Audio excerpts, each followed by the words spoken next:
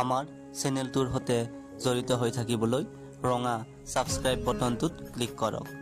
লগতে আমাৰ নতুন ভিডিঅ'সমূহৰ আপডেট পাবলৈ এই বেল চিহ্নটোত ক্লিক কৰক। বন্ধুসকল, আজি আমি ৰাশি চক্ৰৰ একাদশ ৰাশি কুম্ভ ৰাশিৰ বিষয়ে জানিম। কুম্ভ ৰাশিৰ অধিপতি গ্ৰহ হ'ল শনিদেৱ।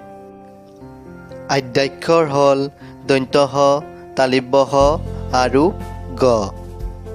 কুম্ভ ৰাশি পুৰুষ চিহ্নিত বায়ুকাৰক আৰু স্থিৰ স্বভাৱ বিশিষ্ট ৰাশি। কুম্ভ ৰাশিজাত ব্যক্তি সাধাৰণতে আত্মপ্ৰত্যয়ী, চৰিত্ৰবান, গতিশীল, জেদী, অভিমানী, সত্যসন্ধানী, চিন্তাশীল, উগ্ৰ স্বভাৱী, সদা সতৰ্ক আৰু সমাজপ্ৰিয় হয়। এওঁলোক সংবেদনশীল আৰু জ্ঞান সন্ধানী ব্যক্তি হয়। সময়ৰ লগত এওঁলোকে নিজক পৰিৱৰ্তন কৰিব জানে। কুম্ভ ৰাশিৰ ব্যক্তিয়ে বন্ধুৰ লগত সাৰুৱা আৰু জ্ঞানমূলক কনভাৰ্চেশ্যন বা আলোচনা কৰি ভাল পায়। এওঁলোক সমাজপ্ৰিয় আৰু বন্ধুপ্ৰিয় ব্যক্তি যদিও ভাল বন্ধুৰ সংখ্যা কম হয়। এওঁলোকে চাই চিতিহে বন্ধু চুজ কৰে। কুম্ভ ৰাশিৰ ব্যক্তিৰ আৰ্থিক স্থিতি সাধাৰণতে ভাল হয়। আৱশ্যক মাত্ৰাত টকা উপাৰ্জনত সমৰ্থ হয়, কিন্তু খৰচো অধিক হয়। কুম্ভ ৰাশিৰ ব্যক্তিয়ে পুৰণি নীতি নিয়ম কমকৈ মানি চলে। এওঁলোক আধুনিকতাৰে পৰিপূৰ্ণ বিচাৰৰ হয়। এওঁলোক সূক্ষ্ম দৃষ্টিযুক্ত। এওঁলোকে পৰিকল্পনা কৰি ভাল পায়। বাস্তৱিক দৃষ্টিভংগীৰ বাবে ভৱিষ্যত পৰিৱৰ্তনৰ উচিত অনুমান কৰিব পাৰে। কুম্ভজাত ব্যক্তি কলা সাহিত্যৰ ৰুচিসম্পন্ন হয়।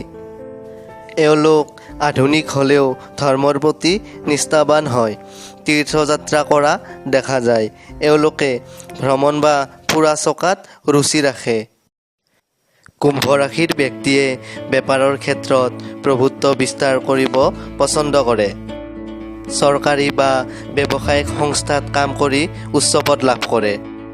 এওঁলোকে সাধাৰণতে লেখক, বৈজ্ঞানিক, ইঞ্জিনিয়াৰ, অধ্যাপক, প্ৰিণ্টিং উদ্যোগৰ কাৰ্য আৰু মেচিনাৰী কামত সফল হয়।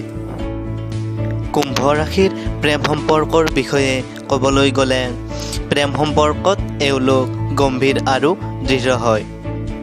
মানসিক প্ৰেমকহে এওঁলোকে অধিক গুৰুত্ব দিয়ে।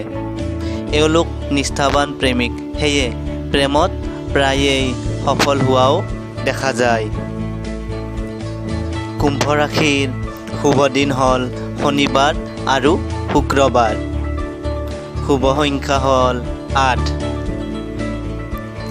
এওঁলোকৰ শুভ তাৰিখ 8, 17 আৰু 26।